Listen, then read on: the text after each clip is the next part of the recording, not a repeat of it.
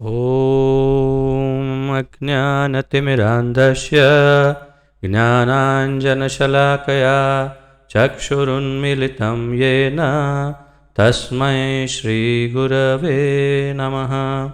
श्रीचैतन्यमनोभीष्टं स्थापितं येन भूतले स्वयं रूपकदा मह्यं ददाति स्वपदान्तिकं। वन्देऽहं श्रीगुरो श्रीयुतपदकमलं श्रीगुरुन् वैष्णवांश्च श्रीरूपं साग्रजातं सहगण रघुनाथान्वितं तं सजीवं साद्वैतं सावधूतं परिजनसहितं कृष्णचैतन्यदेवं श्रीराधाकृष्णपादान् सहगण ललिता श्रीविशाखान्वितांश्च। हे कृष्ण करुणा सिंधो दीनबंधो जगत्पते गोपेश गोपिकाकान्त राधाकान्त नमोस्तुते। तप्त कांचन गौरांगी राधे वृंदावनेश्वरी वृषभानुसुते देवी प्रणमामि हरिप्रिये। वाञ्छाकल्पतरुभ्यश्च कृपा सिन्धुभ्य एव च पतितानां पावनेभ्यो वैष्णवेभ्यो नमो नमः। अनंतकोटि वैष्णववृंद की जय। नमः ओं विष्णुपादाय कृष्णप्रेष्ठाय भूतले श्रीमते जयपताका स्वामिन् इति नामिने। नमो आचार्यपादाय निताय कृपाप्रदायने गौरकथाधामदाय नगरग्रामतारिणे। नमः ओं विष्णुपादाय कृष्णप्रेष्ठाय भूतले श्रीमते भक्तिवेदान्तस्वामिन् इति नामिने। नमस्ते सारस्वते देवे गौरवाणी प्रचारिणे निर्विशेषशून्यवादी पाश्चात्यदेशतारिणे। जय श्री कृष्ण चैतन्य प्रभु नित्यानंद श्री अद्वैत गदाधर श्रीवासादि गौर भक्तवृंद। हरे कृष्ण कृष्ण कृष्ण हरे हरे हरे राम राम राम हरे हरे। हरे कृष्ण कृष्ण कृष्ण हरे हरे हरे राम राम राम हरे हरे। हरे कृष्ण कृष्ण कृष्ण हरे हरे हरे राम राम राम हरे हरे।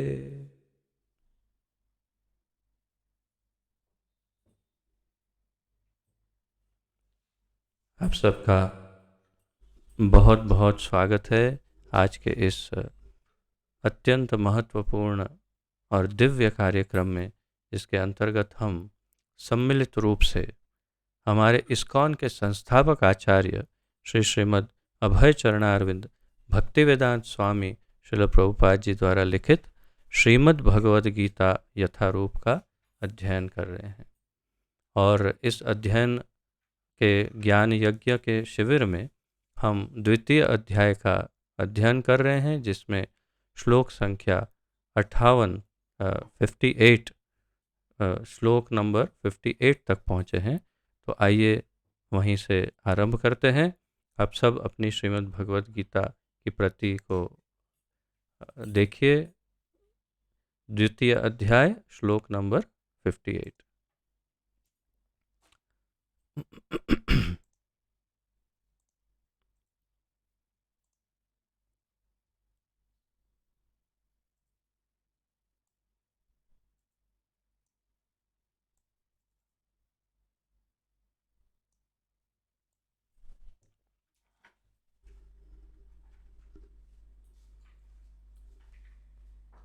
तो ये श्लोक करने से पूर्व मैं ये आपको स्मरण करवा दूं कि भगवान अर्जुन को स्थित प्रज्ञ का वर्णन कर रहे हैं।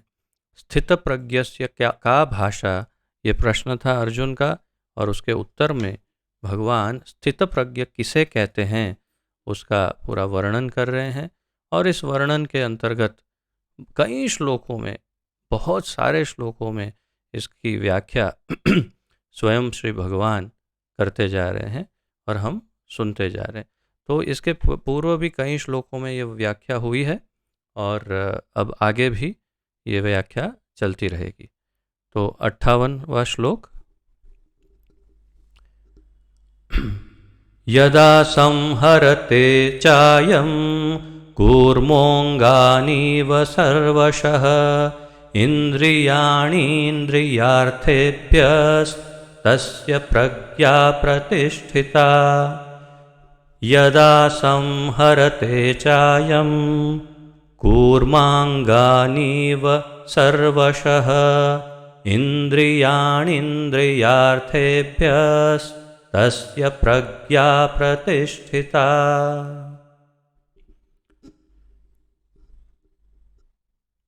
तो शब्दार्थ, अनुवाद तथा तात्पर्य श्री श्रीमद् अभय चरणारविंद भक्ति वेदांत स्वामी श्रील प्रभुपाद जी द्वारा। श्रील प्रभुपाद की जय।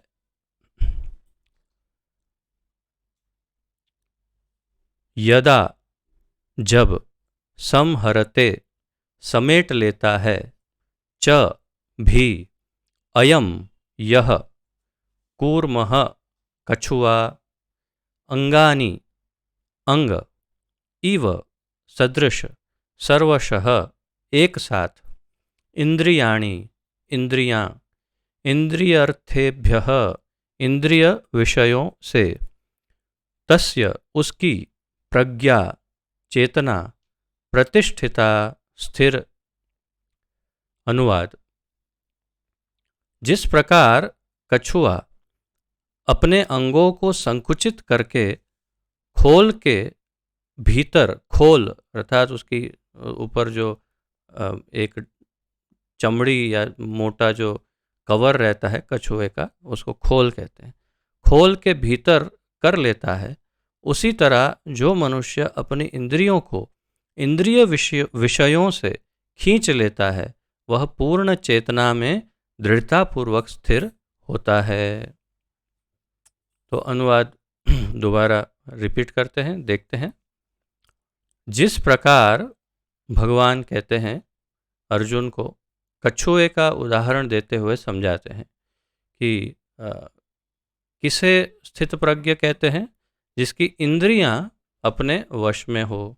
और अपनी इंद्रियां किस प्रकार वश में कर सकते हैं? तो उसका उदाहरण देने के लिए कछुए का उदाहरण भगवान अर्जुन को दे रहे हैं।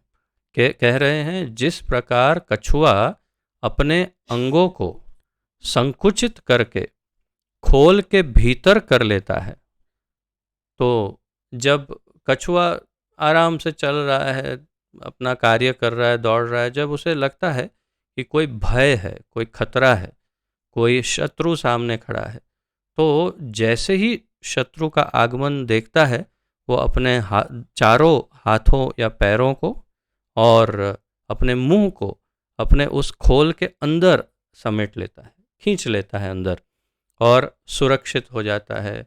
क्योंकि जो शत्रु है वो उसके खोल को खा नहीं सकता या नष्ट नहीं कर सकता, तोड़ नहीं सकता।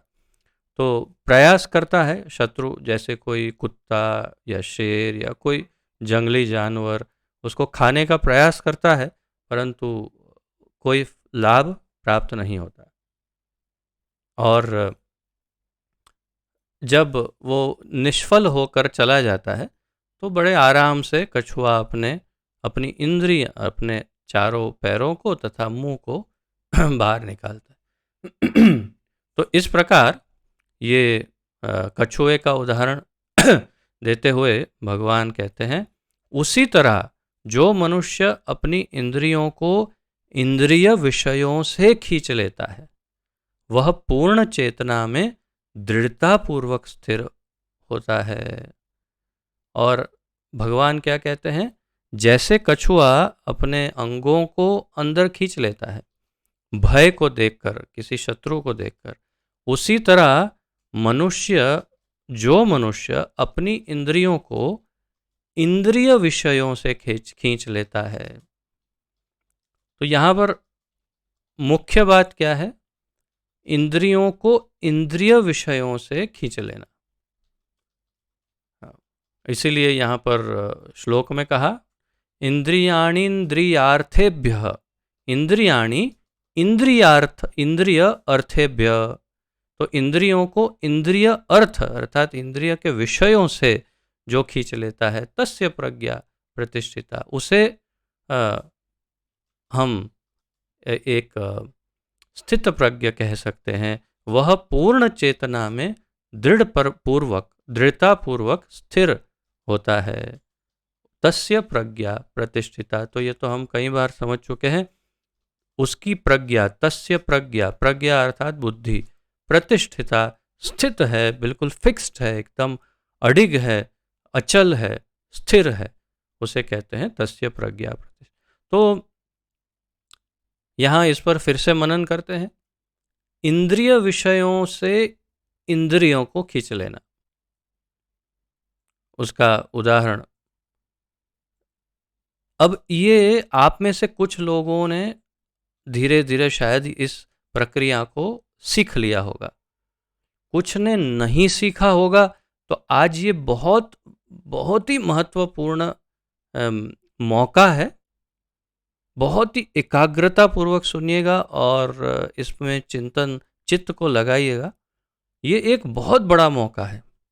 अगर आप इसको सीख गए तो बहुत आसानी से आगे बढ़ सकते हैं। मैं जो मेरा अनुभव है उसको आपके साथ बांट रहा हूँ कि जैसे बिल्कुल एकदम स्पष्ट आपको उदाहरण देकर बता रहा हूँ कि जैसे मैं एक पुरुष हूँ, नवयुवक या तो वयस्क पुरुष हूँ, और एक बहुत ही सुंदर स्त्री मेरे सामने से जा रही है। तो बिल्कुल स्वाभाविक है कि आंखें जो हैं, नेत्र, ये प्रकृति का प्रोग्रामिंग है, ये प्रकृति का नियम है कि पुरुष की नज़र उस स्त्री पर अवश्य जाती है।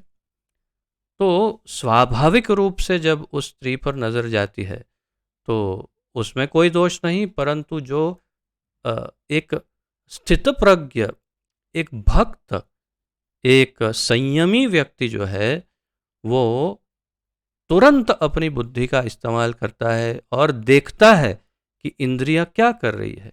मेरी आंखें उस स्त्री पर गई है, अरे ये सही नहीं हुआ, ये तो बिल्कुल अनुचित हुआ। और उसी क्षण वो अपनी इंद्रियों को आदेश देता है, चलो अंदर चलो, अभी भय है, यहाँ पर खतरा है, शत्रु है, और कछुए की तरह अपनी इंद्रियों को खींच लेता है। अर्थात उसी क्षण वो अपनी इंद्रियों को वहाँ से मोड़ लेता है। अर्थात उन स्त्री या उनके ऊपर जो जिस पर दृष्टि है वहाँ से उसी क्षण दृष्टि को हटा लेता है। और फिर संयमित होकर जब वो विषय वहाँ से चला जाए तब फिर अपनी इंद्रियों को, दृष्टि को मुक्ति देता है। तो ये एक सामान्य उदाहरण दिया,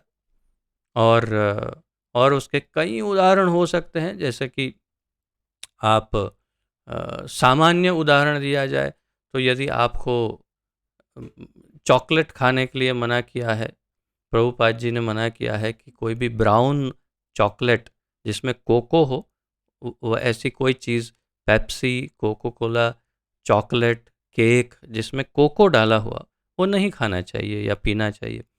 तो आपके सामने बहुत बड़ी एकदम मिल्क चॉकलेट रखी हुई है, कैडबरीज, और उसका रैपर खोला हुआ है और पिघल रही है थोड़ी थोड़ी चॉकलेट, और आपके सामने और कोई नहीं है, और जिसने दिया है उसने कहा ये पूरी आपकी है, आप खाइए। और तब आपकी इंद्रियां कहती है ऐसे मौके बार बार नहीं मिलते, लगाओ, अरे मज़ा। और फिर आपका हाथ आगे बढ़ जाता है, और तभी आपकी परीक्षा है कि आप उस इंद्रिय को कहो अरे भाई अंदर आ जाओ, ये हमारा भोग नहीं है। और आप उसको नहीं छूते, आप उसे देखते भी नहीं, छूते भी नहीं, और स्वाद भी नहीं लेते, सुगंध भी नहीं लेते, और उसको दूर कर देते।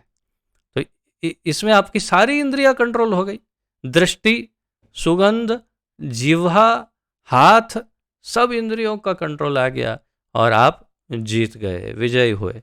परंतु यदि आप ऐसा नहीं कर पाए तो फिर हम कच्चे पड़ रहे हैं। तो यदि स्थित प्रज्ञ की अवस्था प्राप्त करनी है तो भगवान समझाते हैं कि विषयों से इंद्रियों को दूर लेना पड़ेगा। जब जब कोई आकर्षण हो, इंद्रियों का कोई भी इंद्रिय हो, उसका जब आकर्षण हो तो उसमें से उसे हटाना पड़ेगा। कुछ कुछ तो बड़ा सरल होता है और कुछ कुछ बहुत ही अधिक कठिन होता है। और प्रभुपाद जी तात्पर्य में अच्छे से अच्छे उदाहरणों के साथ इस बात को अब समझाएंगे। तो प्रभुपाद जी से समझते हैं कि किस तरह से, मतलब उनका उनका क्या अभिप्राय है, क्या करना चाहिए, क्या योग्य है, क्या अयोग्य है, और विस्तार से इसे बताते हैं प्रभुपाद जी। तो आइए तात्पर्य। Any problem? No, I don't need. हाँ हाँ। तो तात्पर्य देखते हैं प्रभुपाद जी। किसी योगी, भक्त या आत्मसिद्ध व्यक्ति की कसौटी यह है कि वह अपनी योजना के अनुसार इंद्रियों को वश में कर सके। अपनी, देखिए, किसी योगी, भक्त या आत्मसिद्ध व्यक्ति, अर्थात कोई भी आध्यात्मवादी व्यक्ति जो आध्यात्मिक जीवन जीने का प्रयास कर रहा है, उसकी आध्यात्म में रुचि है, वो कोई भी हो, योगी, किसी प्रकार का योगी है, ज्ञान योगी, ध्यान योगी, कर्म योगी, या फिर कोई भक्त है, या कोई आत्मसिद्ध व्यक्ति है। आत्मसिद्ध अर्थात जो सिद्ध हुआ है, जो सिद्धि के पथ पर सफल हो चुका है, ऐसा सिद्ध व्यक्ति की कसौटी, उनकी भी कसौटी होती है, यह है कि वह अपनी योजना के अनुसार, योजना क्या होती है, कोई भी आध्यात्मवादी व्यक्ति की, कोई भक्त हो, योगी हो, उसकी क्या योजना होती है कि मैं सदैव अपनी सब इंद्रियों को संयम में रखूं और नियम के अनुसार ही उसका उपयोग करूं। ये एक हर एक व्यक्ति जो आध्यात्मिक जीवन जी रहा है, उन सबकी यही योजना होती है या होनी चाहिए। या तो ऐसी योजना होती है और ना हो तो होनी चाहिए। मैं आप सबको बता रहा हूँ कि आपकी योजना यही होनी चाहिए। बहुत ज़रूरी है कि हमारी सब इंद्रियां सब समय संयम में रहे। कभी कोई शुरुआत में, जैसे बच्चा चलना सीखता है और गिर पड़ता है, वैसे शुरुआत में गलतियां हो सकती है, परंतु धीरे धीरे धीरे वो संयम आ जाना चाहिए कि सारी इंद्रियां कंट्रोल में रहे। तो उनकी कसौटी क्या है कि वो अपनी योजना के अनुसार इंद्रियों को वश में कर सके। किंतु अधिकांश व्यक्ति अपनी इंद्रियों के दास बने रहते हैं, प्रभुपाद जी कह रहे हैं। अधिक से अधिक व्यक्ति जो है वो अपनी इंद्रियों के दास बने रहते हैं और इंद्रियों के ही कहने पर चलते हैं। गोदास, गो अर्थात इंद्रिया, दास सेवक। और ये गोदास कैसे होते हैं? जो इंद्रिया कहे वही करते हैं। अरे आओ खाओ, आहा खाओ खाओ खाओ, अरे देखो देखो, वाह वाह वाह वाह, देखो देखो देखो, अरे सुनो, हाँ हाँ हाँ, सुनो सुनो सुनो, अरे मजे लो मजे लो, हाँ मजे लो, खूब मजे लो। अर्थात ये गोदास, इंद्रियों का दास है। और सामान्य जीवन में लगभग सारे व्यक्ति, 99% व्यक्ति सामान्य जीवन में गोदास ही हैं।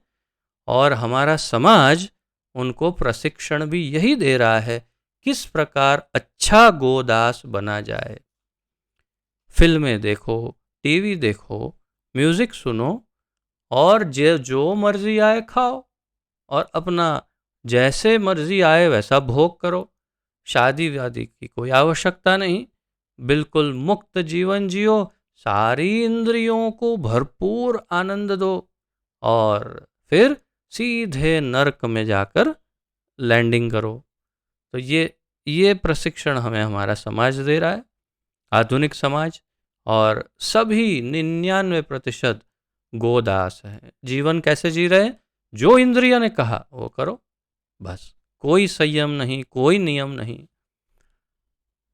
तो प्रभुपाद जी यहाँ बता रहे हैं कि यह है उत्तर इस प्रश्न का कि योगी किस प्रकार स्थित होता है। तस्य प्रज्ञा प्रतिष्ठिता, उसकी प्रज्ञा बुद्धि कैसे स्थित हो, उस प्रश्न का उत्तर ये है, प्रभुपाद जी कह रहे हैं। इंद्रियों की तुलना विषैले सर्पों से की गई है। इंद्रियों की तुलना किससे की गई है? विषैले सर्पों से।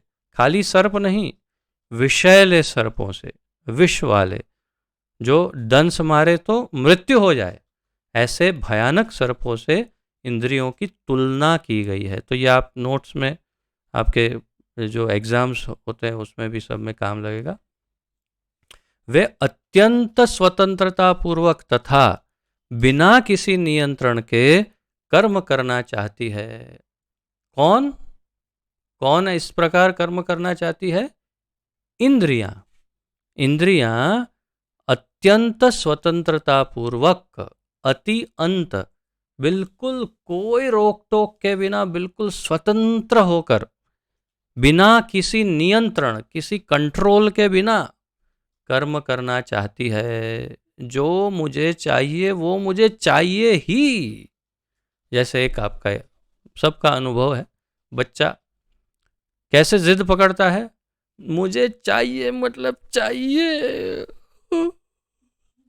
हाँ, तो बिल्कुल, और फिर आप उसका ऐसा मुंह देख करके आपको लगेगा कि ये मेरी जान लेगा, इसको मुझे देना ही पड़ेगा। और या तो फिर आप, और फिर आप ही पिघल जाते हैं, दे देते हैं, ले भाई तू पीछा छोड़। वो बच्चा नहीं रो रहा है, वो इंद्रिय रो रही है उसकी। और सारी इंद्रियां वही छोटे बच्चे के समान होती, चाहिए। समझ गए ना? तो आपकी इंद्रिया, मेरी इंद्रिया, हम सब की इंद्रियों का मूल स्वभाव ये है, और उसको कंट्रोल में कैसे करना, ये हमारा काम है। लेकिन जैसे यहां कहा, बच्चे से भी भयानक, विषैले सर्पों जैसी, जो डंस मार के मार भी सकती है, ऐसी भयानक होती है इंद्रियां।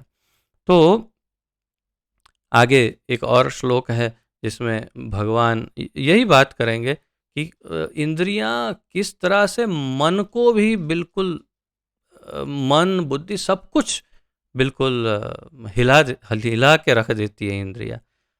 तो प्रभुपाद जी यहाँ कहते हैं, ऐसे योगी या भक्त को इन सर्पों को वश में करने के लिए एक सपेरे की भांति अत्यंत प्रबल होना चाहिए। एक भयानक सर्प को कौन कंट्रोल कर सकता है? कोई सामान्य व्यक्ति उसे कंट्रोल नहीं कर सकता। परंतु एक सपेरा जो होता है, मदारी सपेरा, सांप को कंट्रोल करने वाला, तो वो उसके पास कुछ विशिष्ट मंत्र होते हैं, कुछ विशेष जड़ी बूटियाँ होती है, और कुछ ट्रेनिंग के द्वारा वो उन सर्पों को, भयानक से भयानक सर्पों को वो कंट्रोल में कर लेते हैं, वश में कर लेते हैं। तो योगी या भक्त को इन सर्पों को वश में करने के लिए एक सपेरे की भांति अत्यंत प्रबल होना चाहिए। सपेरा बहुत प्रबल होता है, शक्तिशाली, अन्यथा अगर वो थोड़ा भी कमजोर हो तो सर्प उसे डंस मार सकता है और उसके कंट्रोल में नहीं आएगा। तो ये आपके पॉइंट्स नोट्स के लिए कि सपेरे की भांति सर्प को, क्षमा करें, सर्प को कंट्रोल करने के लिए एक सपेरे के भांति योगी को प्रबल होना चाहिए। वह उन्हें भी कार्य करने की छूट नहीं देता। कौन? वह उन्हें भी कार्य करने की छूट नहीं देता। तो अर्थात सर्पों को कुछ करने के लिए छूट नहीं देता, वो उसको कंट्रोल में रखता। शास्त्रों में अनेक आदेश हैं, उनमें से कुछ करो तथा कुछ न करो से संबंध है। तो शास्त्रों में अनेक आदेश दिए हैं, नियम दिए हैं, क्या कहते हैं उसे, नियम और उसके उपनियम और मुख्य नियम और धर्म और कई प्रकार के अलग अलग प्रकार के नियम बताए। और उसमें क्या बताया है? करो, ये इतनी चीज़ें करो और इतनी चीज़ें मत करो। ये सब आपको करना चाहिए और ये सब आप कभी मत करिए। इस प्रकार दो हिस्सों में नियमों को बांटा जाता है कि ये करना ही है और ये नहीं करना चाहिए।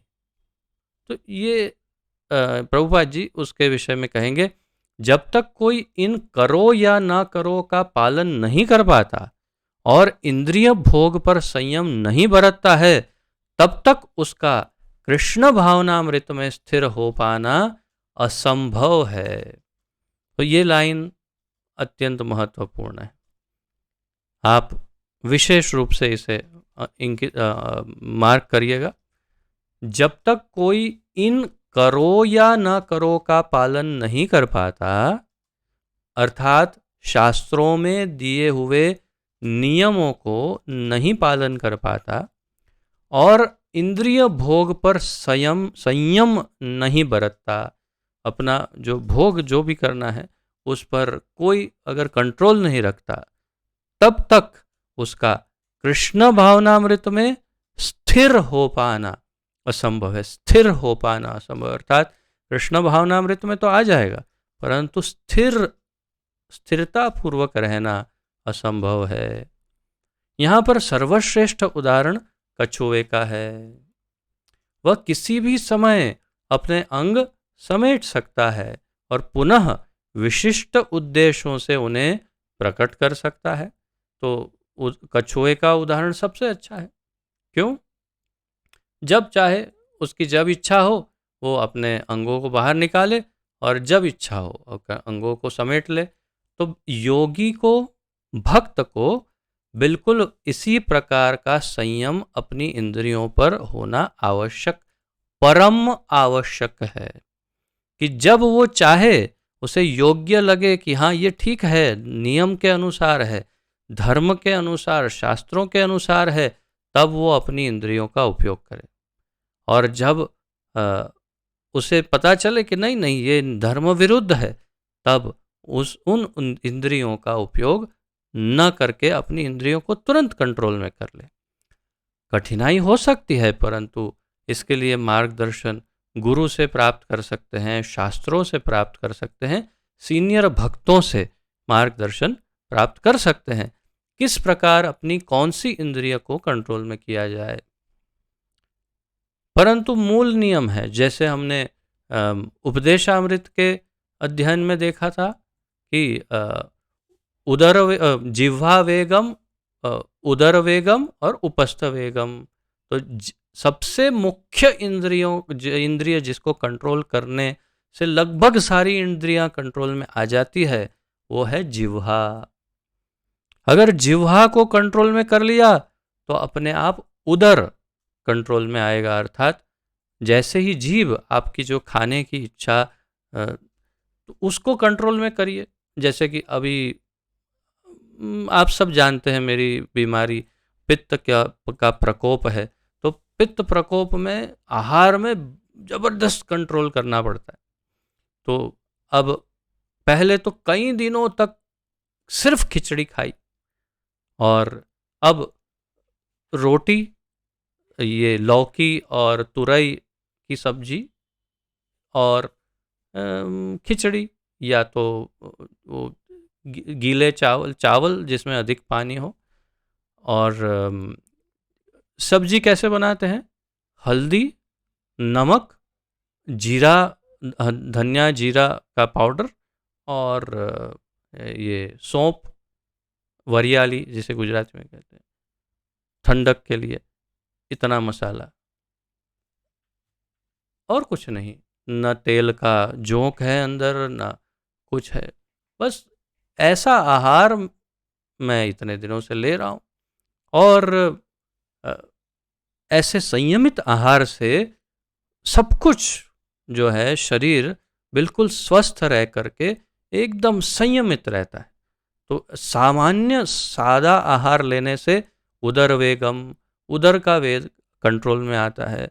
उदर का वेग कंट्रोल में आने से उपस्थ वेगम, तो जनेंद्रियां जो हैं वो सब प्रभुपाद जी कहते हैं एक सीधी लाइन में है, जिह्वा, फिर उदर और फिर उपस्थ।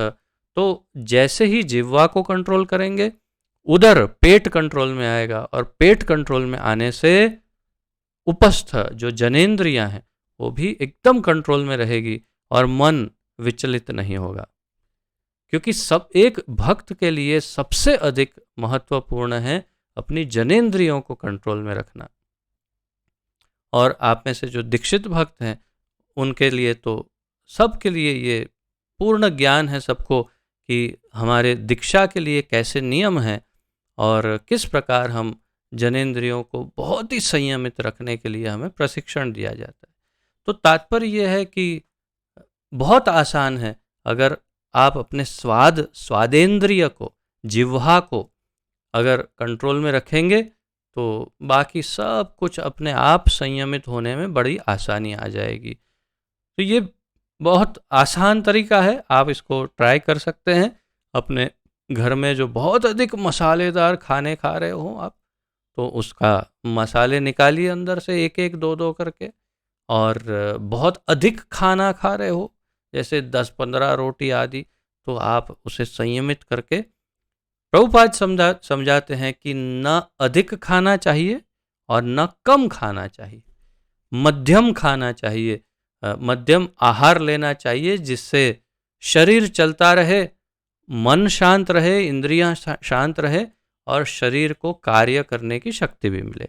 अर्थात आपका आहार यदि 10 रोटी का है तो 6 या 7 रोटी खाइए और 3 मत खाइए, नहीं तो शरीर कमज़ोर पड़ जाएगा।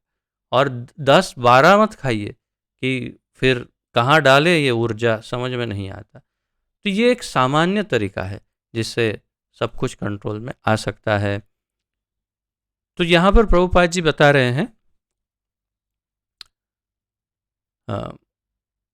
इसी प्रकार कृष्ण भावना भावित व्यक्ति को इंद्रियां भी केवल भगवान की विशिष्ट सेवाओं के लिए काम आती हैं, अन्यथा उनका संकोच कर लिया जाता है। भगवान की सेवा में विशेष हर एक इंद्रियों का उपयोग किया जाता है भक्त के द्वारा। अगर नहीं तो कोई भगवान की सेवा ना हो तो उस इंद्रियों को विराम दिया जाता है कि अभी तुम्हारी कोई आवश्यकता नहीं। तो इसके लिए आगे एक 2 श्लोक के पश्चात ये अम्बरीश राजा का सुंदर उदाहरण देते हुए प्रभुपाद जी विस्तार से समझाएंगे। परंतु मूल रूप से जैसे कि जनेंद्रियों की भी बात करें तो प्रभुपाद जी समझाते हैं केवल कृष्ण भावना भावित पुत्र या पुत्री की उत्पत्ति के लिए ही जनेंद्रियों का उपयोग करना चाहिए, अन्यथा उनकी कोई आवश्यकता नहीं है। एक भक्त के जीवन में जनेंद्रियों की कोई आवश्यकता नहीं। यदि वे बहुत ही उत्तम भक्तों को उत्पन्न कर सकते हैं तभी उनका उपयोग हो। तो इस प्रकार प्रति एक इंद्रियां जो है हमारी, उसे किस प्रकार संयमित रखना, वो हमें गुरु से प्रशिक्षण लेना चाहिए। आसान है, मैंने आपको बताया, जिह्वा को कंट्रोल करिए, सब कुछ अपने आप कंट्रोल में आ जाएगा। आगे प्रभुपाद जी बताते हैं इसी प्रकार, अर्जुन को उपदेश दिया जा रहा है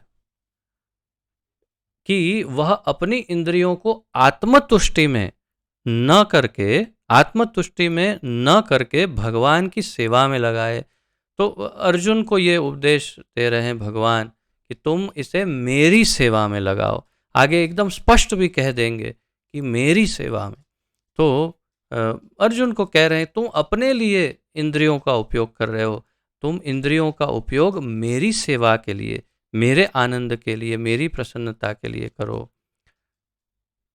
अपनी इंद्रियों को सदैव भगवान की सेवा में लगाए रखना कूर्म द्वारा प्रस्तुत दृष्टांत के अनुरूप है, जो अपनी इंद्रियों को समेटे रखता है। तो प्रभुपाद जी फिर से दोहरा रहे हैं कि एक कछुआ कूर्म का उदाहरण बहुत उत्तम दिया है भगवान ने। तो आइए अगला श्लोक देखते हैं, 59वां श्लोक, 59, श्लोक नंबर 59। और ये श्लोक अत्यंत प्रचलित है, अत्यंत महत्वपूर्ण है और कंठस्थ करने योग्य श्लोक हैं ये। बहुत इसमें विशिष्ट बात उसकी दूसरी लाइन में है जो बहुत महत्वपूर्ण है, इस पर हम चर्चा करेंगे, परंतु ये श्लोक कंठस्थ करने योग्य है। विषया विनिवर्तन्ते निराहारस्य देहिनः रसवर्जं रसोऽप्यस्य परं दृष्ट्वा निवर्तते। विषया विनिवर्तन्ते निराहारस्य देहिनः रसवर्जं रसोऽप्यस्य परं दृष्ट्वा निवर्तते। शब्दार्थ देखते हैं। विषयाः इंद्रिय भोग की वस्तुएं, विनिवर्तन्ते दूर रहने के लिए अभ्यास की जाती है, निराहारस्य निषेधात्मक प्रतिबंधों से, देहिनः देहवान जीव के लिए, रसवर्जम स्वाद का त्याग करता है, रसः भोगेच्छा, अपि यदि अपि है, अस्य उसका, परम अत्यंत उत्कृष्ट वस्तुएं, दृष्टवा अनुभव होने पर, निवर्तते वह समाप्त हो जाता है। अनुवाद।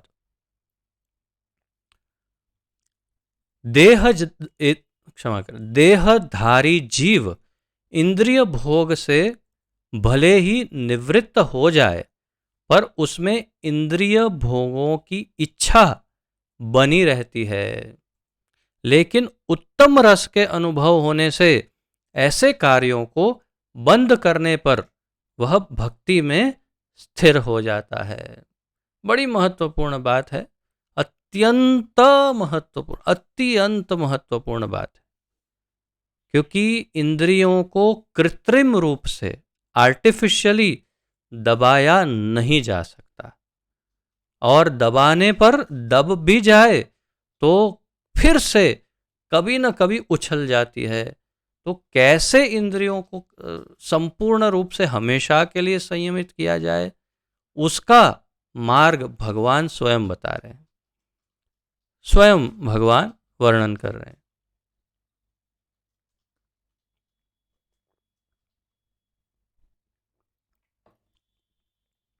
देहधारी जीव इन इंद्रिय भोग से भले ही निवृत्त हो जाए, तो भगवान कहते हैं हो सकता है ये कोई भी देहधारी जीव जो है वो इंद्रिय भोगों के से मुक्त हो जाए, नहीं किसी तरह दबा लिया, उसको छोड़ दिया ये, परंतु उसमें इंद्रिय भोगों की इच्छा जो है वह बनी रहती है। अर्थात चॉकलेट ले गए सामने से, परंतु अंदर तो मन में है हाँ नहीं नहीं हम चॉकलेट नहीं खाते, क्यों, प्रभुपाद जी ने मना किया है, इन चॉकलेट तो मन में घूम रही है गोल गोल गोल गोल, और बार बार पूछते हैं प्रभुपाद जी ने चॉकलेट के लिए क्यों मना किया, प्रभुपाद जी ने चॉकलेट के लिए क्यों मना किया। ऐसा प्रश्न बार बार पूछा जाता है, और विशेष रूप से माताओं को और बच्चों को चॉकलेट बहुत अधिक पसंद होती है, और उनके मन में तो ये प्रश्न पहले ही गूंजता है चॉकलेट के लिए। तो फिर उसका अर्थ ये हुआ कि उसके भोग की इच्छा जो है वो तो बनी हुई है, चाहे हमने चॉकलेट छोड़ दी, नहीं छू रहे, नहीं खा रहे, 10,000 वर्ष के बाद भी चॉकलेट सामने आएगी तो हाँ चॉकलेट आ गई, ये हो सकता है। तात्पर्य क्या है कि उस विषय की इच्छा कैसे हटाई जाए, मूल क्या प्रॉब्लम है, प्रॉब्लम है इच्छा। अब अगर इच्छा निकाल दी जाए तो प्रॉब्लम सॉल्व। तो इच्छा को कैसे भगाया जाए, तो इसीलिए भगवान कहते हैं लेकिन उत्तम रस के अनुभव होने से, चॉकलेट है सामने, एक सुंदर सा बड़े बाउल में भरपूर काजू किशमिश बादाम आदि डालकर, केसर आदि डालकर, ऊपर थोड़ा सा मधु डाल करके और एक साइड में छोटा सा बिस्किट लगा करके एक सुंदर आइसक्रीम रख दिया जाए, जिसके साथ केक भी हो थोड़ी, तो फिर आप कहेंगे अरे चॉकलेट, चलो ले जाओ चॉकलेट, हम आइसक्रीम खाएंगे। क्यों? क्योंकि थोड़ा चॉकलेट से अधिक मज़ा है आइसक्रीम में, और कह कर के तो। लेकिन उत्तम रस के अनुभव होने से ऐसे कार्यों को बंद करने पर भी वह भक्ति में स्थिर हो जाता है। अर्थात भगवान क्या कहते हैं? परम दृष्टवा निवर्तते। ये फॉर्मूला है, बस ये इतना एक वाक्य, परम दृष्टवा निवर्तते, अर्थात उससे उत्तम रस को प्राप्त करने पर इससे मुक्ति हो सकती है। तो चॉकलेट छुड़ाने के लिए आइसक्रीम देना पड़ेगा, आइसक्रीम आएगा तो चॉकलेट अपने आप भूल जाएंगे। जैसे बच्चों, आप बच्चों को वो कोई जिद कर रहा है, नहीं ये चाहिए चाहिए चाहिए, आप उससे थोड़ा और उत्तम कुछ दे दो, ये ले बेटा ये ले ले, ये ज़्यादा, अरे हाँ हाँ ये दे दो ये दे दो, वो भूल जाएगा, उसको छोड़ देगा। तो ये फॉर्मूला जो बच्चों पर अप्लाई होता है वही हमारी इंद्रियों पर हो सकता है। क्या? परम, जो उससे और अच्छा है, उसका रस जब चख लेते हैं तो फिर उस तुच्छ इंद्रिय भोग को छोड़ देते हैं। अब प्रश्न तो वही का वही है कि वो उत्तम रस है क्या? हम भक्तों के लिए सामान्य बुद्धि का उत्तर है, और वो है भक्ति रस, कृष्ण प्रेम रस। कृष्ण प्रेम रस, भक्ति रस ऐसा रस है, कृष्ण प्रेम में इतनी मधुरता है, कृष्ण में इतनी मधुरता है, कृष्ण की लीलाओं में इतनी मधुरता है कि उससे जो आसक्त हो गया उसे अपनी इंद्रियों के रस में रस नहीं दिखता। आगे बहुत सुंदर यमुनाचार्य का श्लोक कहेंगे प्रभुपाद जी, कि जिसमें यमुनाचार्य कहते हैं कि अब उन्हें कृष्ण के रस लगने के बाद इंद्रियों में कोई रुचि नहीं। वो हम तात्पर्य में देखेंगे।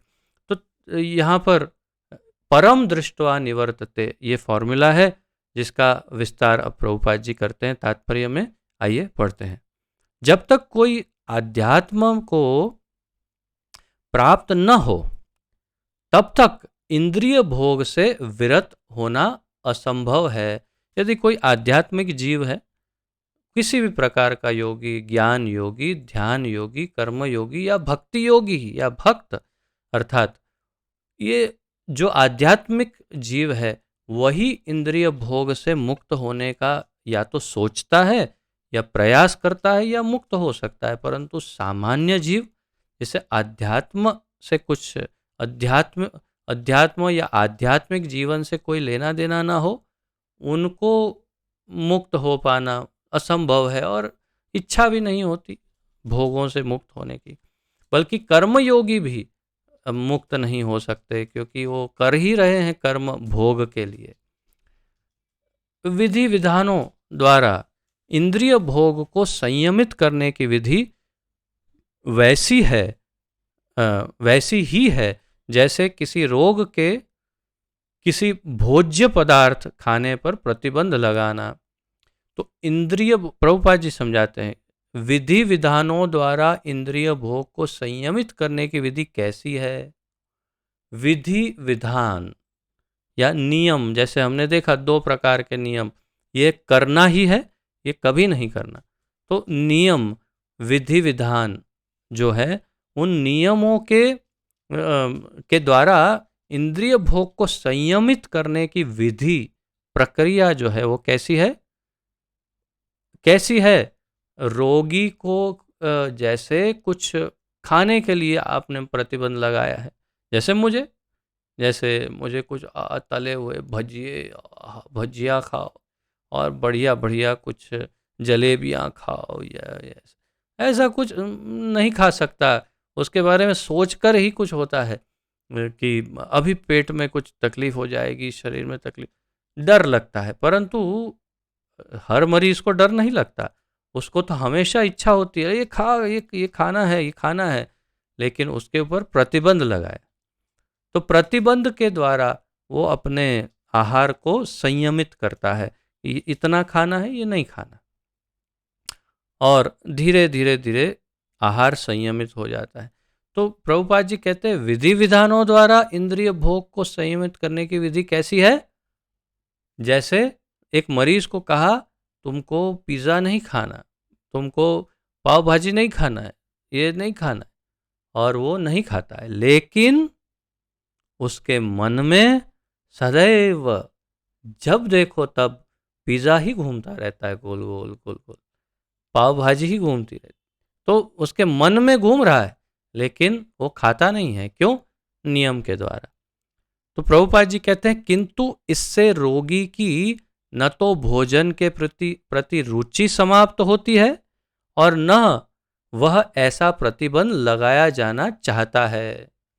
रोगी ये प्रतिबंध नहीं चाहता, मुझे क्यों रोका जा रहा है ये सब पाव भाजी गोलगप्पे पिज़्ज़ा फिज़्ज़ा खाने के लिए, क्यों रोका जा रहा है? और वो हमेशा सोचता है कब, किस घड़ी, किस समय मुझे मौका मिल जाए और मैं खा लूं।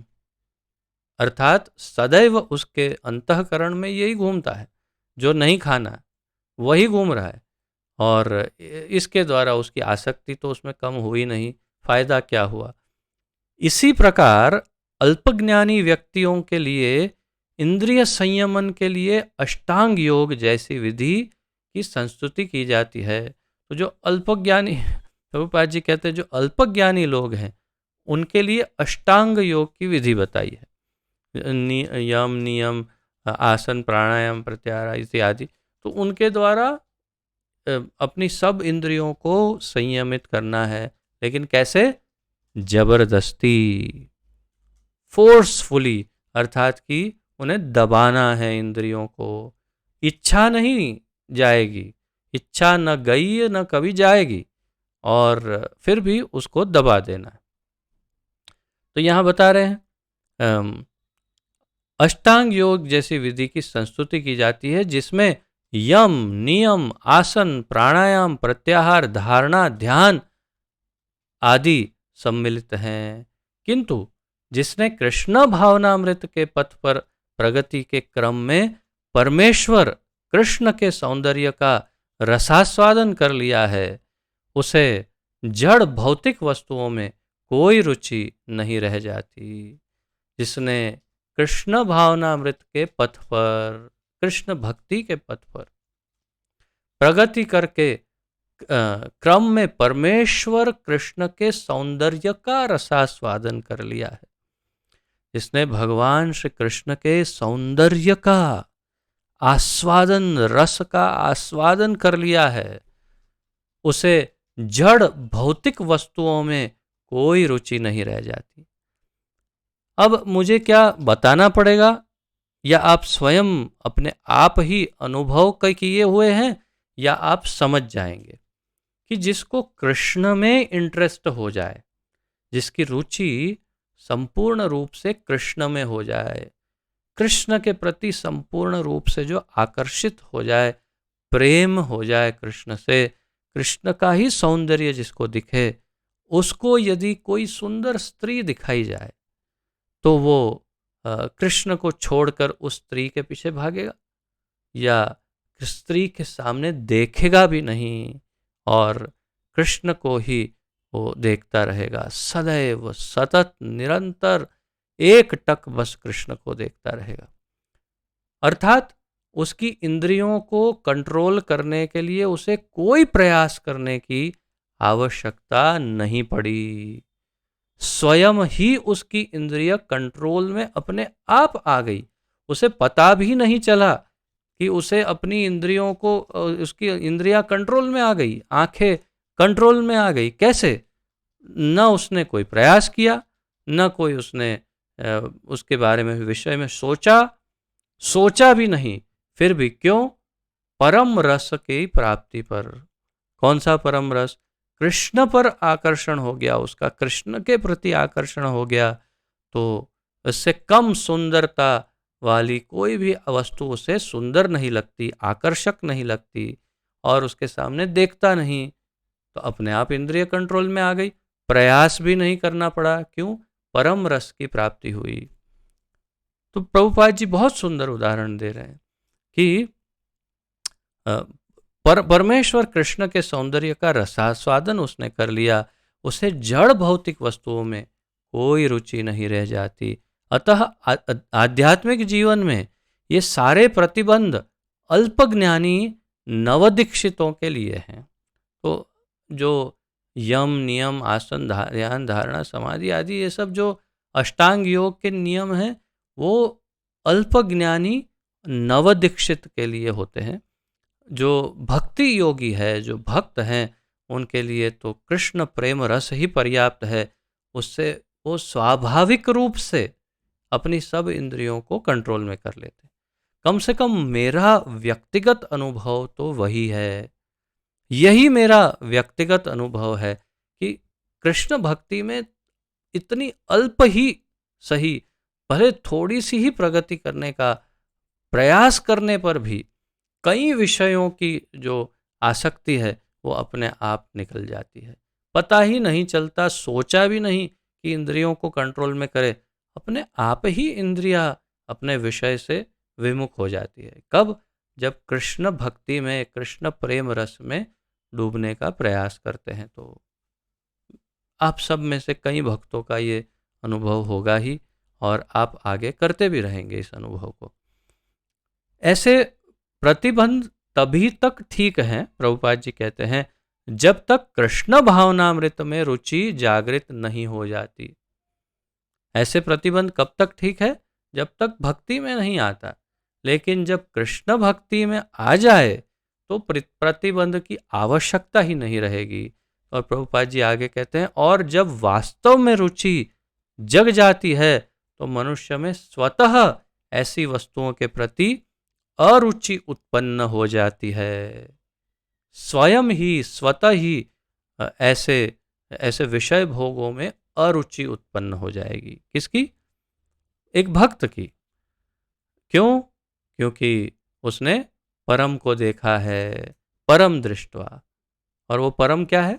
कृष्ण। अब 60वां श्लोक देखते हैं,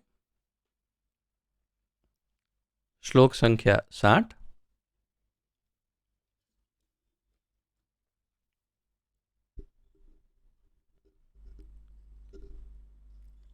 यततो यपि कौन्तेय पुरुषस्य विपश्चितः इन्द्रियाणि प्रमाथीनि हरन्ति प्रसभं मनः। यततो यपि कौन्तेय पुरुषस्य विपश्चितः इंद्रियाणि प्रमाथीनि हरन्ति प्रसभं मनः। बहुत ही महत्वपूर्ण श्लोक है और बहुत महत्वपूर्ण बात यहाँ भगवान अर्जुन से कह रहे हैं। तो शब्दार्थ देखते हैं, फिर अनुवाद देखते हैं। यततः, प्रयत्न करते हुए, ही निश्चय ही, अपि के बावजूद, कौन्तेय हे कुंती पुत्र, पुरुषस्य मनुष्य की, विपश्चित्तः विवेक से युक्त, इंद्रियाणि इंद्रियां, प्रमाथीनि उत्तेजित, हरंती फेंकती है, प्रसभम बल से, मनः मन को। अनुवाद। हे अर्जुन, इंद्रियां इतनी प्रबल तथा वेगवान है कि वे उस विवेकी पुरुष के मन को भी बलपूर्वक हर लेती है जो उन्हें वश में करने का प्रयत्न करता है। मैं इसी श्लोक के विषय में आपको कह रहा था कि इसमें भगवान बता रहे हैं कि मन को भी हम समझते हैं मेरा मन बहुत चंचल है, मन, लेकिन मन को भी हराने वाली इंद्रियां हैं। अर्थात मन से भी अधिक बलवान इंद्रियां हैं, जो कैसे विवेकी पुरुष, जो स्थिर पुरुष है, जो अपनी इंद्रियों को कंट्रोल कर चुका है और कर रहा है, ऐसे विवेकी पुरुष के मन को भी हिला देती है इंद्रियां, इतनी बलवान इंद्रियां हैं। तात्पर्य में प्रभुपाद जी बहुत अच्छे उदाहरण देंगे, विशेष रूप से विश्वामित्र का। पहले अनुवाद एक बार दोहराते हैं, फिर तात्पर्य देखते हैं। तो हे अर्जुन, इंद्रियां इतनी प्रबल तथा वेगवान हैं कि वे उस विवेकी पुरुष के मन को, तो इंद्रियां प्रबल है और वेगवान है। प्रबल का अर्थ है बल, प्रबल, शक्तिशाली, बलवान। तो आप सब जानते हैं बलवान किसे कहते हैं, शक्तिशाली। और वेगवान, वेग का अर्थ है स्पीड, वेगवान, इतने स्पीड से अपना कार्य करती है, और शक्ति से भी। अब देखो, जिसमें शक्ति भी हो और स्पीड भी हो, उसके लिए क्या मुश्किल है। तो इतनी प्रबल है तथा वेगवान है कि उस विवेकी पुरुष के मन को भी बलपूर्वक हर लेती है, जो उन्हें वश में करने का प्रयत्न करता है। तात्पर्य देखते हैं। अनेक विद्वान ऋषि, दार्शनिक तथा आध्यात्मवादी इंद्रियों को वश में करने का प्रयत्न करते हैं, किंतु उनमें से बड़े भी कभी कभी विचलित मन के कारण इंद्रिय भोगों का लक्ष्य बन जाते हैं। यहां तक कि, अब उदाहरण देंगे, लेकिन पहले इसे देखते हैं। अनेक विद्वान, बहुत, यहां एक या दो उदाहरण की चर्चा होगी, लेकिन ऐसे लाखों हैं, करोड़ों हैं, उससे भी ज्यादा होंगे, कि जो विद्वान, ऋषि, दार्शनिक तथा आध्यात्मवादी, ये चार बताए प्रभुपाद जी ने, आप नोट्स में लिख सकते हैं। अनेक विद्वान, अनेक ऋषि, अनेक दार्शनिक तथा आध्यात्मवादी इंद्रियों को वश में करने का प्रयत्न करते हैं। विद्वान तो स्वाभाविक रूप से उसकी विद्वत्ता, ज्ञान के कारण जानता है कि इंद्रियों को वश में हमेशा रखना चाहिए, तो प्रयास करता है। ऋषि मुनियों को अब कुछ सिद्धियों के लिए, योग साधना आदि करने के लिए, उन्हें अपनी इंद्रियों को वश में करना होता है। दार्शनिक, ज्ञानी आदि, और आध्यात्म, जनरल आध्यात्मिक जीवन जीने वाला कोई भी इंद्रियों को वश में करने का प्रयत्न करता है, किंतु उनमें से बड़े, प्रभुपाद जी कहते हैं, उनमें से बड़े, आप टॉप लेवल पे सोचिए, भी कभी कभी विचलित मन के कारण इंद्रिय भोगों का लक्ष्य बन जाते हैं। अब उदाहरण देते हैं। अब क्यों विचलित मन के कारण, अब उदाहरण देखते हैं। यहां तक कि विश्वामित्र जैसे महर्षि तथा पूर्ण योगी को भी मेनका के साथ विषय भोग में प्रवृत्त होना पड़ा, यद्यपि वे इंद्रिय निग्रह के लिए कठिन तपस्या तथा योग कर रहे थे। मैं हमेशा कई वर्षों से जब भी लेक्चर में विश्वामित्र का उदाहरण देता हूं, तो आपको बताता हूं कि शास्त्रों में लिखा हुआ है स्पष्ट, 60,000 वर्ष तक, 60,000 ईयर्स विश्वामित्र जी ने तपस्या की।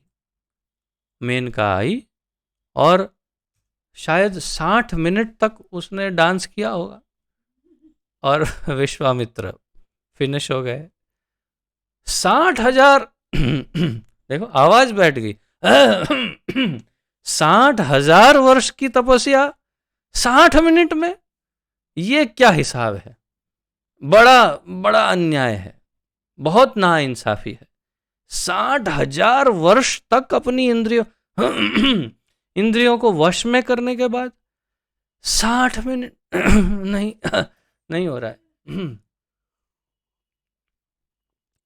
विश्वास नहीं होता। लेकिन इंद्रियां इतनी मजबूत है भाई, इतनी प्रबल है इंद्रिया कि 60,000 वर्ष तक तपस्या करने के बाद भी मेनका ने कुछ चंद मिनटों में या चंद घंटों में या कुछ दिनों में ही समझो विश्वामित्र का ध्यान भंग कर दिया। और उतना ही नहीं, चलो ध्यान भंग हो गया, बोला ऐ क्या मेरा ध्यान भंग करे, चलो हटो भागो यहाँ से, ऐ ऐसे नहीं, ध्यान भंग हो गया और विश्वामित्र ने कहा अरे वाह, आओ आओ। और फिर विश्वामित्र सब भूल गए और उन्होंने उनका संग कर लिया मेनका का। तो तात्पर्य क्या है, 60,000 वर्ष तक उन्होंने क्या किया, कितना परिश्रम हुआ होगा उनको विषय भोग की इच्छाओं से इंद्रियों को दूर रखने के लिए। सोच सकते हैं आप, 60,000 वर्ष तक उन्होंने प्रयत्न किया इंद्रियों को दूर रखने के लिए। लेकिन प्रॉब्लम क्या था, प्रॉब्लम एक ही था कि उनकी इच्छा, भोग करने की जो इच्छा है उसको वो नष्ट नहीं कर पाए थे।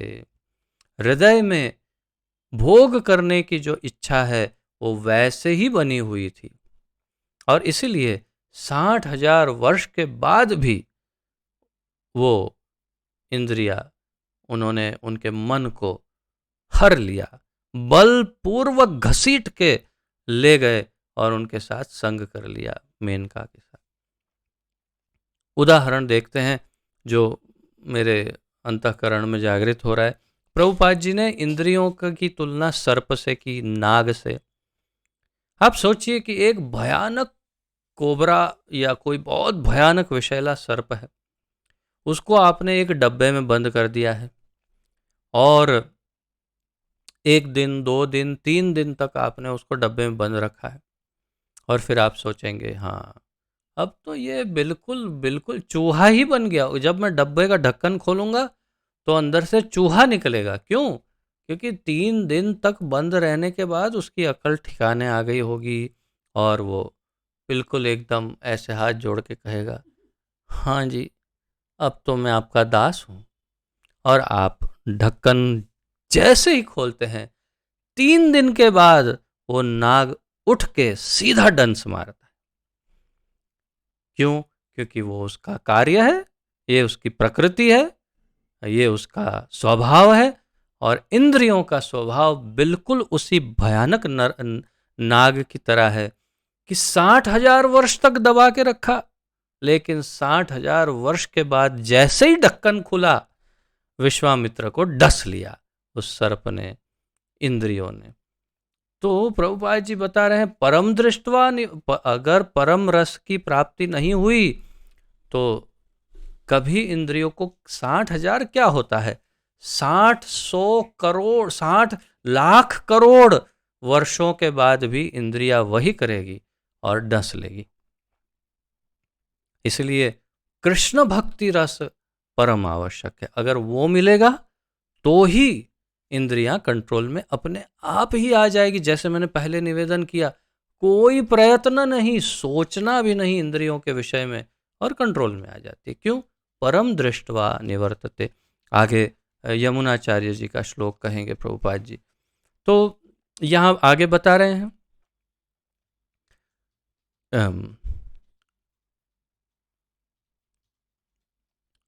यद्यपि वे इंद्रिय निग्रह के लिए कठिन तपस्या तथा योग कर रहे थे, कौन? विश्वामित्र, फिर भी मेनका ने उनका मन और इंद्रियों को विचलित कर दिया। विश्व इतिहास में इसी तरह के अनेक दृष्टांत हैं। एक और दृष्टांत यहाँ हमारे श्री वृंदावन धाम का ही है। वृंदावन धाम में यमुना किनारे शौबरी मुनि का आश्रम है, अभी भी है।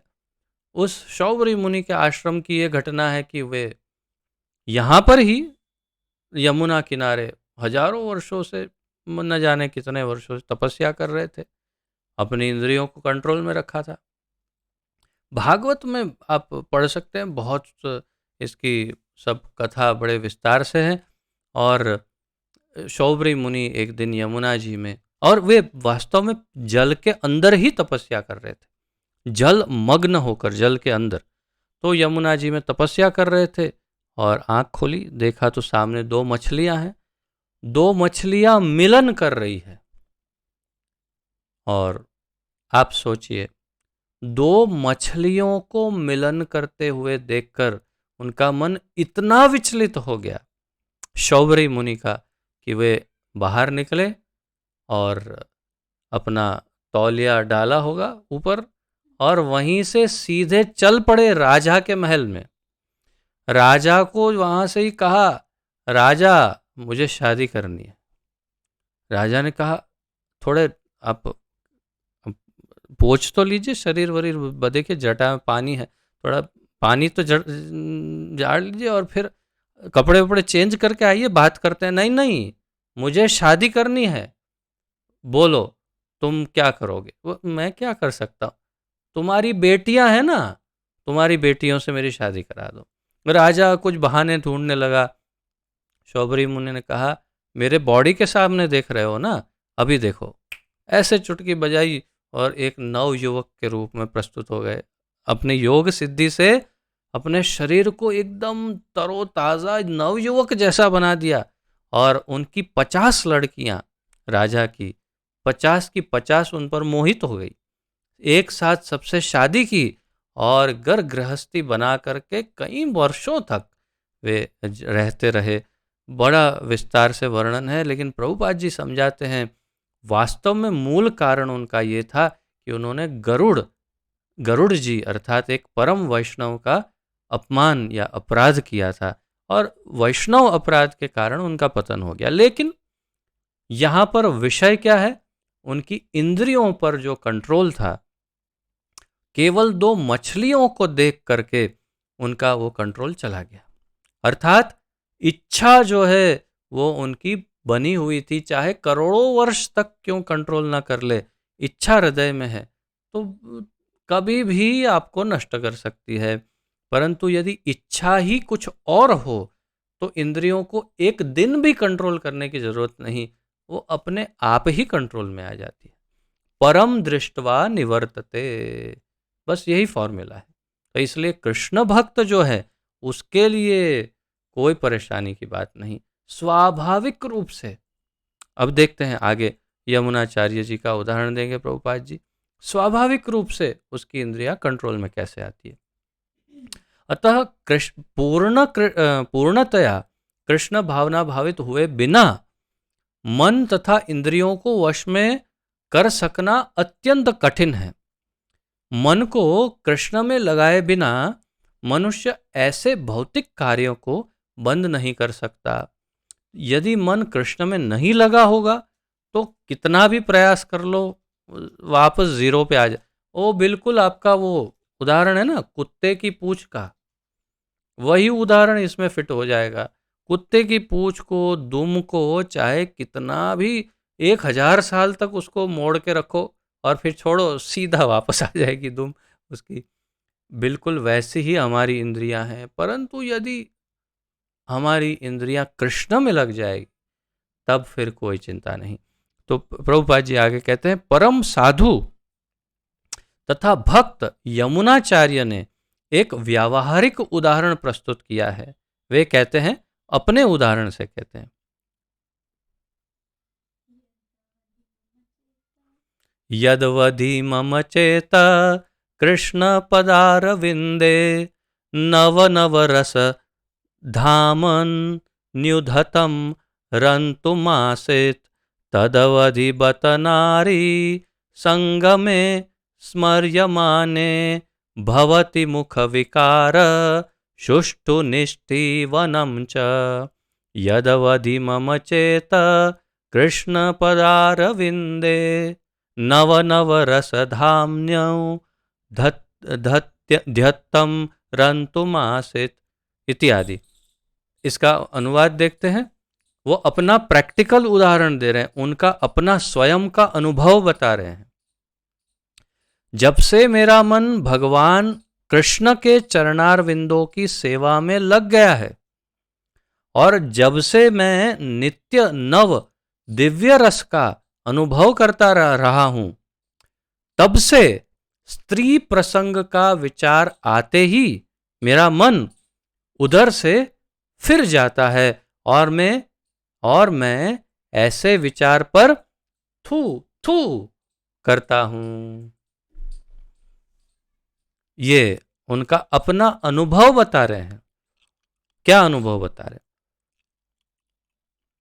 हमारे लिए कितना महत्वपूर्ण है, ये एक गाइडलाइन है हमारे लिए, भक्तों के लिए, कि किस प्रकार इंद्रियों को कंट्रोल कर सकते हैं।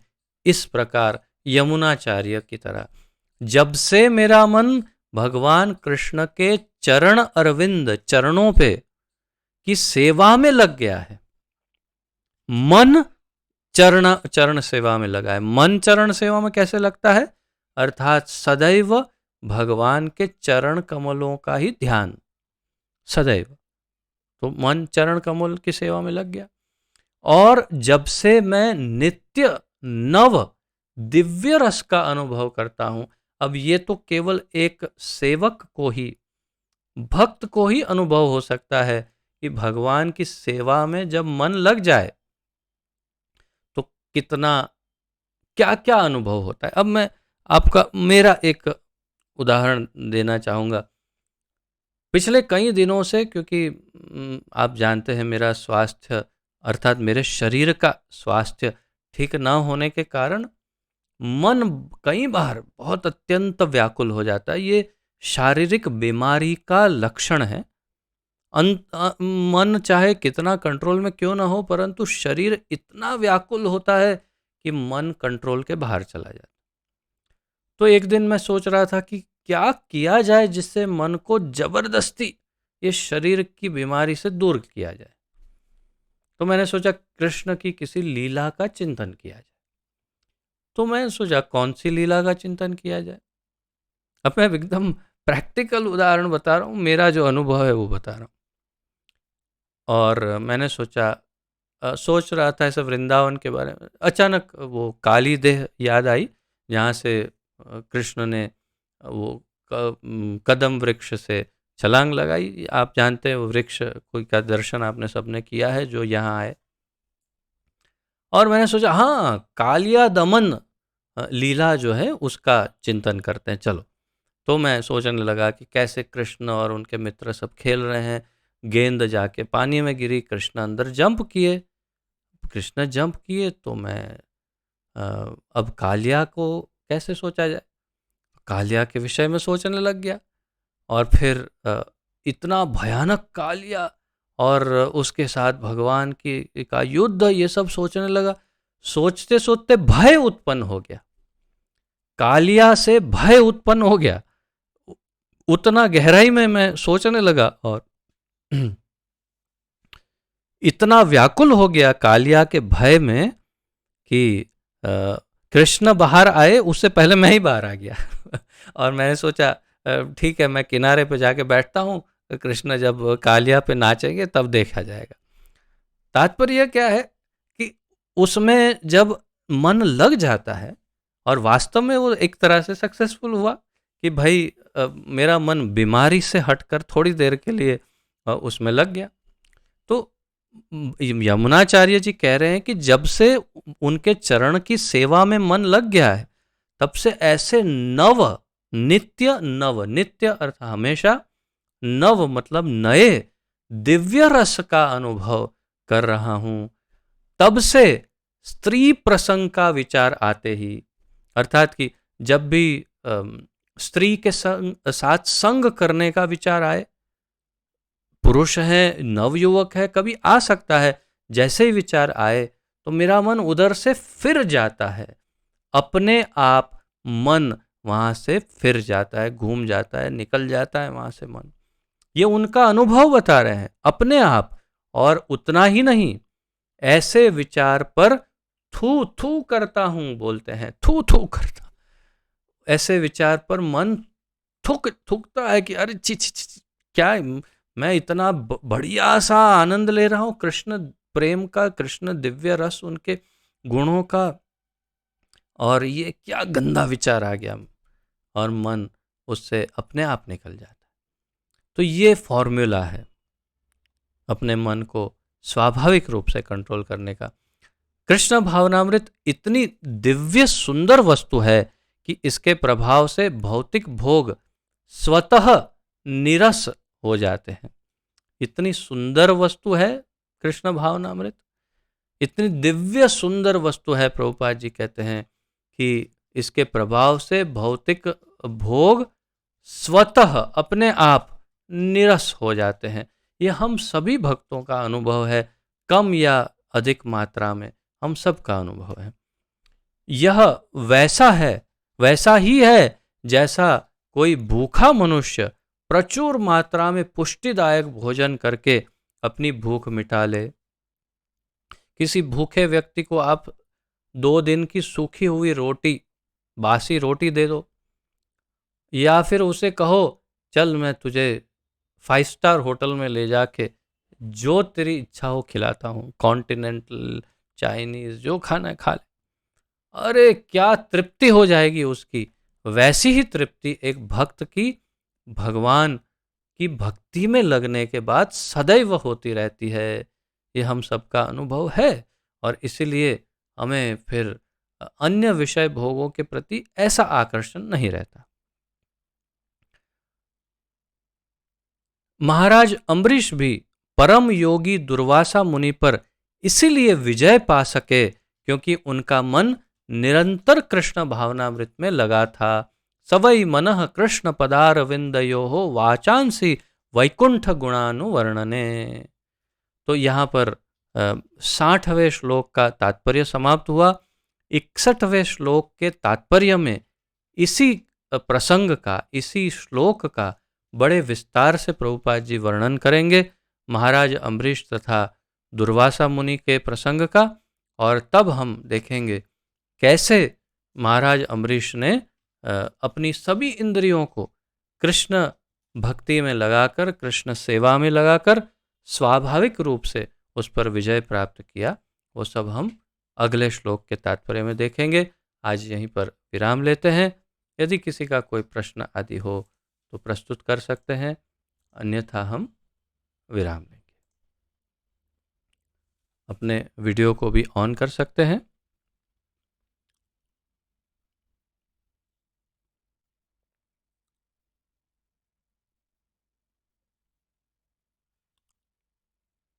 किसी का कोई प्रश्न है? जी आकाश प्रभु। हरे कृष्ण प्रभु। हरे कृष्ण। मेरा प्रश्न है कि जिस समय हम भगवान कृष्ण की सेवा नहीं कर रहे हैं, उस समय माया की सेवा कर रहे हैं, तो 24 घंटे हम भगवान की सेवा कैसे कर सकते हैं? ये पहला प्रश्न। दूसरा प्रश्न, क्या नाम जप सबसे बड़ी सेवा है? आपके दोनों प्रश्न बहुत महत्वपूर्ण और बहुत ही उत्तम कक्षा के प्रश्न हैं। अत्यंत योग्य प्रश्न है जो सबके हित के लिए है। पहले प्रश्न का उत्तर 61वें श्लोक के तात्पर्य में प्रभुपाद जी देंगे, तो हम उसके लिए इंतज़ार करते हैं कि कल का क्लास हो, और या फिर आप पढ़ सकते हैं स्वयं अगला श्लोक 2.61, उसके तात्पर्य में आप पढ़िए। प्रभुपाद जी ने समझाया कि किस प्रकार हम माया की सेवा न करके 24 घंटे कृष्ण की सेवा कर सकते हैं, उसका पूरा वर्णन प्रभुपाद जी ने 61वें श्लोक के तात्पर्य में किया है। और जो दूसरा आपका प्रश्न है वो बहुत ही महत्वपूर्ण है कि क्या क्या प्रश्न है, फिर से आप बोलिए। दूसरा प्रश्न, क्या नाम जप सबसे बड़ी सेवा है? नाम जप प्रभुपाद जी के अनुसार सबसे बड़ी सेवा है, क्योंकि प्रभुपाद जी कहते हैं वो आपको प्रत्यक्ष भगवान की निज सेवा में लगा देती है, ये नाम जप सेवा। तो नाम जप सेवा ऐसी सेवा है जब आप नाम जप करते हैं तब आपकी जिह्वा जैसे ही भगवान का नाम लेती है, नियम ये है कि भगवान और उनका नाम दोनों में कोई भिन्नता नहीं है। नाम चिंतामणि कृष्ण चैतन्य रस विग्रह पूर्ण शुद्धो नित्य मुक्तो अभिन्नत्वान नाम नामिनो हो। तो नाम और नामी में कोई अंतर नहीं, इसलिए कृष्ण और कृष्ण के नाम में अंतर न होने के कारण जैसे ही कृष्ण बोलते हैं हम, वे हमारी जिह्वा पर नृत्य करते हैं, ऐसा प्रभुपाद समझाते हैं। इसलिए आप उनकी उसी क्षण प्रत्यक्ष सेवा में लग गए हैं। हमारी कोई कैपेसिटी नहीं कि हम भगवान को देख सके या उनकी सेवा तो क्या उनकी हम कल्पना नहीं कर सकते, परंतु इतने दयालु हैं भगवान कि उनके नाम के द्वारा वे हमारे सामने अवतीर्ण हुए हैं। कली काले नाम रूपे कृष्ण अवतार, नाम हयते हय सर्व जगत निस्तार। तो कली काल में नाम रूप में कृष्ण अवतरित हुए और हम नाम के द्वारा उनकी प्रत्यक्ष सेवा कर सकते हैं। तो फिर बताइए उत्तम सेवा और क्या हुई? वैसे तो सर्वोत्तम सेवा उनके भक्तों की है, जो महादेव बताते हैं तदीयानाम समर्चनम। तो भगवान के भक्तों की सेवा सर्वोत्तम है, परंतु यदि भगवान की प्रत्यक्ष सेवा की बात की जाए तो नाम सेवा ही सर्वोत्तम सेवा है भगवान की, जो बिल्कुल प्रत्यक्ष डायरेक्ट है। बस एक ही प्रॉब्लम है कि हमें दिखते नहीं हैं भगवान, बस ये एक ही प्रॉब्लम है, अन्यथा नाम जप या कीर्तन उनकी प्रत्यक्ष सेवा। Very very good and very important question.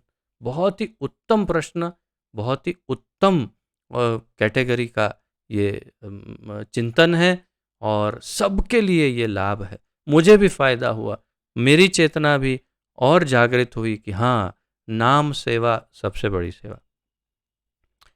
Prabhupada ji ने अनेक मार्गदर्शन दिए हैं। उन्होंने प्रचार को बहुत ज़्यादा महत्व दिया है और उन्होंने कहा है आपके जितने बताए हुए जप है, 16 माला जप, और आप जो संकीर्तन करते हैं उतना करने के बाद बाकी का समय प्रचार में बिताइए, ताकि अन्य भक्त भी, अन्य लोग भी भक्ति में आकर के अपना उद्धार कर सके और भगवान की नाम सेवा या भगवान की सेवा में लग सके। तो प्रभुपाद जी ने कभी ये नहीं कहा कि नाम जप सबसे महत्वपूर्ण सेवा होने से आप भजनानंदी हो जाओ, अर्थात बैठ के केवल भजन करो, नाम जप ही करते रहो हरिदास ठाकुर की तरह। ऐसा उन्होंने नहीं कहा। ये हमारे लिए योग्य नहीं है। हमें भगवान की सेवा निश्चित नंबर ऑफ राउंड्स में करनी चाहिए, 16 माला, और बाकी का समय हमें प्रचार में बिताना चाहिए। ये उनका सुझाव है। ये जो मुझे ज्ञान था वो मैंने आपके साथ शेयर किया।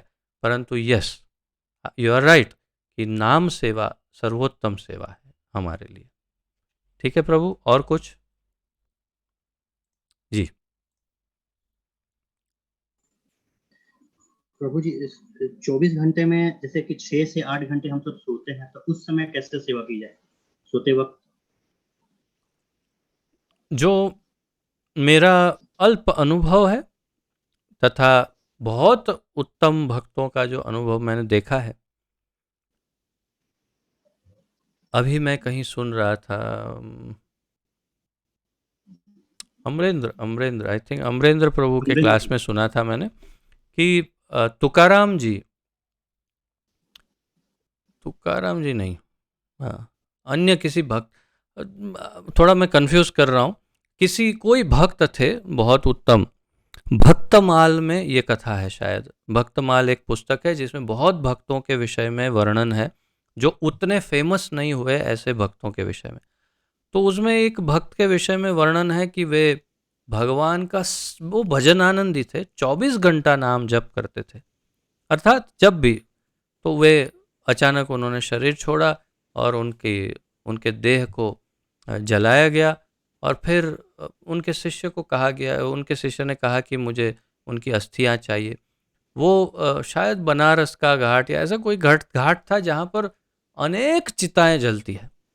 तो किसी ने पूछा कि आप कैसे पहचानेंगे अपनी गुरु की अस्थियों को? तो उन्होंने कहा बड़ा आसान है, उसमें मुझे कुछ भी नहीं करना पड़ेगा, अभी मिल जाएगी। और जैसे ही वे वहाँ पर गए, फटाफट उन्होंने उठा ली अस्थियाँ और बताया कि हाँ, ये मेरे गुरु की अस्थियाँ हैं। उन्होंने कहा कैसे पता चला? तो उन्होंने कहा आप देखिए, उनके अस्थियों के ऊपर राम नाम अंकित हुआ है। अर्थात उनकी अस्थियों पे भगवान के नाम अंकित हो गए, उतना उन्होंने नाम जप किया। तो अर्थात स्वाभाविक है कि सोते हुए निश्चित रूप से वे जप ही करते थे, अर्थात सुसुप्त अवस्था में भी। ऐसे ही कई उदाहरण हैं, जैसे महाराष्ट्र में जनाबाई है, वो उन्होंने एक बार ये क्या कहते हैं उसे, उपले बनाए, अर्थात कि कंडे कहते हैं यहाँ, गोबर के जो केक्स बनती हैं वो बनाए थे, और किसी स्त्री ने कहा ये मेरे हैं, ये मेरे हैं उपले। तो जनाबाई ने कहा नहीं, ये मेरे हैं। तो वहाँ पर उस समय कबीर आए हुए थे, ज्ञानेश्वर आए थे। उन्होंने जनाबाई को पूछा आप इतना निश्चित रूप से कैसे कह सकती है? तो उन्होंने कहा मैं क्यों, आप भी कह सकते हैं। जब उस उपले को उठा करके कबीर जी ने अपने कान पर रखा, तो उसमें से विट्ठल विट्ठल विट्ठल विट्ठल नाम की ध्वनि गूंज रही थी। तात्पर्य यह है कि उनके रोम रोम में भगवत नाम है। तो फिर सोना क्या, उठना क्या, जागना क्या, खाना क्या, पीना क्या, 2400 घंटे उनके रोम रोम में भगवान का नाम गूंजता है। शायद अगर चाचा प्रभु अगर ऑनलाइन पे हैं अभी, समदर्शी प्रभु, ठीक है, तो मेरे चाचा जी कई वर्षों पूर्व उनको उनके शरीर में हनुमान जी प्रवेश करते थे। वो जब कभी राम मंदिर या हनुमान जी मंदिर में जाते, तो उनके शरीर में हनुमान जी प्रवेश करते थे।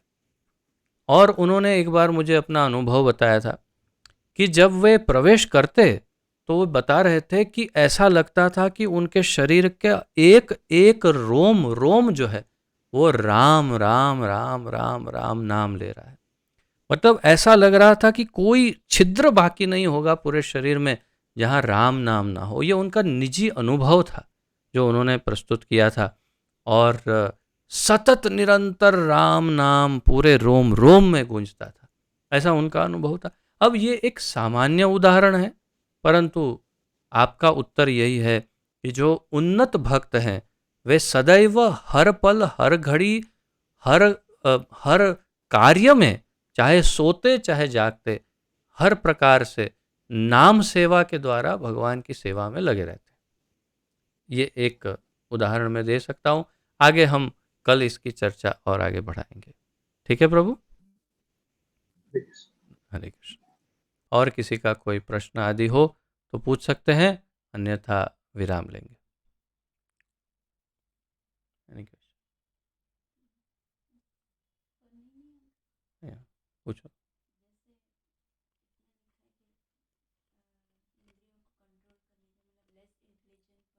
हम्म हम्म हम्म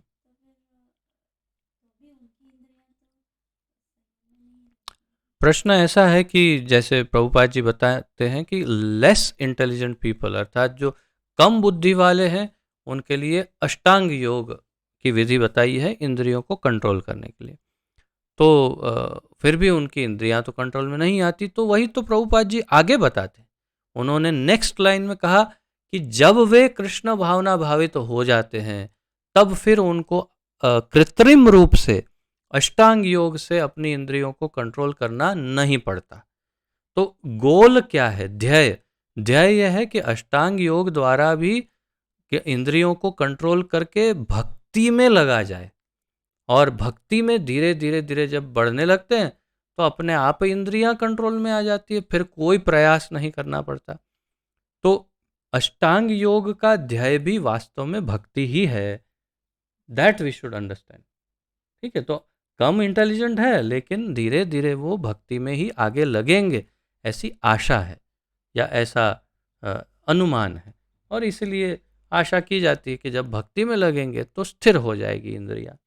तब तक उसको आर्टिफिशियली, कृत्रिम रूप से कंट्रोल किया तो जाना चाहिए, फिर भी कंट्रोल तो करना ही है, चाहिए, जरूरी है। ठीक है, ओके। और किसी का कोई प्रश्न आदि?